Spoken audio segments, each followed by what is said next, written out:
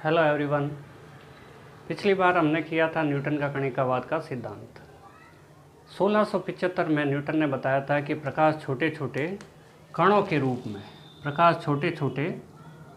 रूप में आगे बढ़ता है। कोई भी प्रकाश स्रोत हो छोटे छोटे कणों का उत्सर्जन करता है।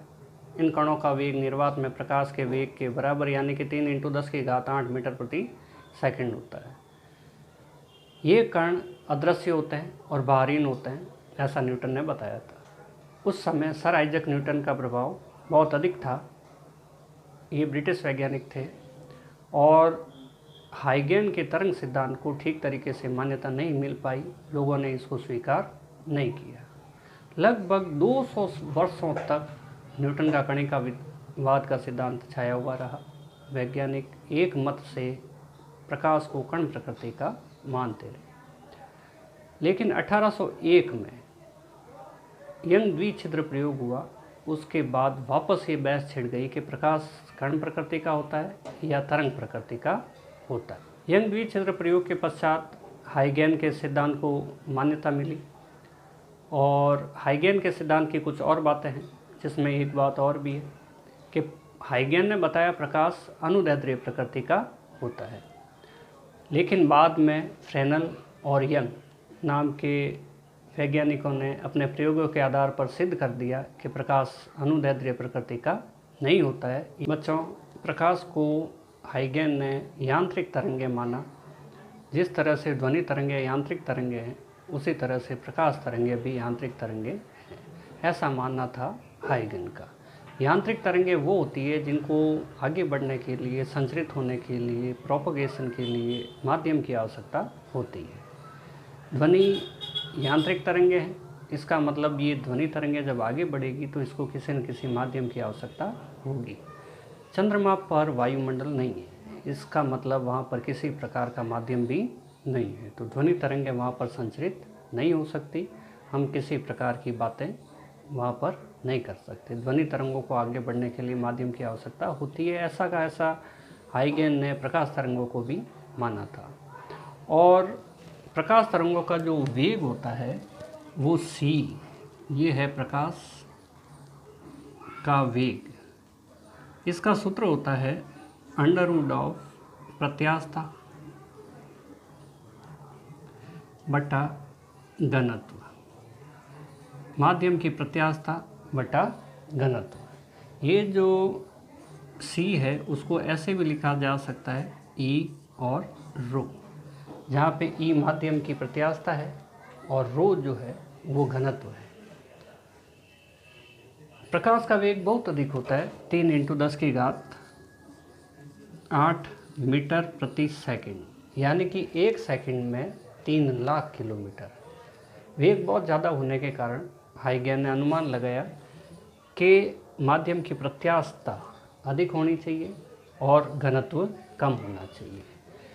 हाइगेन के अनुसार ऐसा एक माध्यम जरूर होना चाहिए जिसकी प्रत्यास्थता अधिक है और घनत्व रो कम है।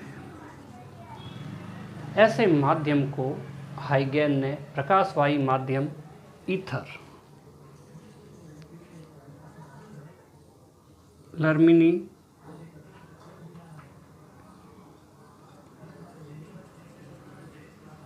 फेरस माध्यम बोला। ये एक प्रकार का काल्पनिक माध्यम है और यूनिवर्सल है। यूनिवर्सल का मतलब पूरे ब्रह्मांड में सभी जगह फैला हुआ है। ये यूनिवर्सल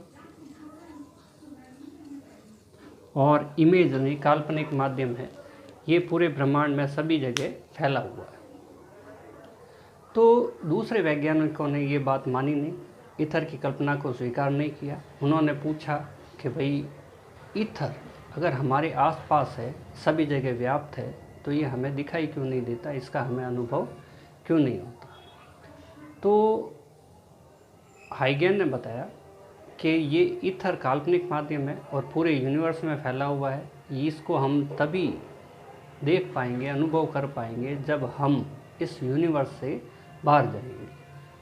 इस बात को दूसरे वैज्ञानिकों ने स्वीकार नहीं किया और इसका मतलब ये भी है कि हाइगेन इस बात को, माध्यम वाली बात को दूसरे वैज्ञानिकों को ठीक तरीके से समझा नहीं पाए थे। इस प्रकार की ये कमी भी है।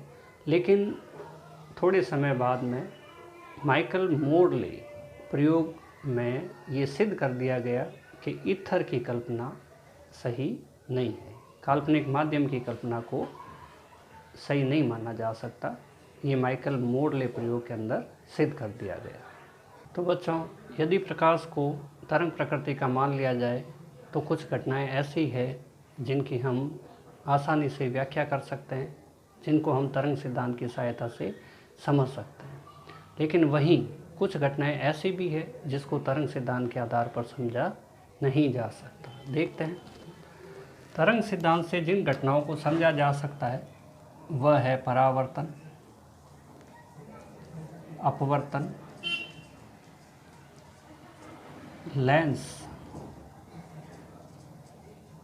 सूत्र कैसे आता है देख सकते हैं। पूर्ण आंतरिक परावर्तन, व्यतिकरण, विवर्तन। ये घटनाएं ऐसी है जिसको तरंग सिद्धांत से समझा जा सकता है। लेकिन दूसरी ओर रेक्टिलिनियर मोशन यानी कि सरल रेखा में गति, ऋजु रेखीय संचरण, इसको नहीं समझा जा सकता। प्रकाश को कण प्रकृति का मानने पर ही ऋजु रेखीय संचरण यानी कि सरल रेखीय संचरण को समझा जा सकता है। दूसरा है प्रकाश विद्युत प्रभाव, क्रॉम्पटन प्रभाव,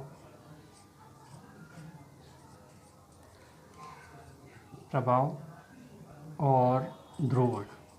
साथ ही साथ ध्रुवण को भी हाइगेन के तरंग सिद्धांत की सहायता से नहीं समझा जा सकता।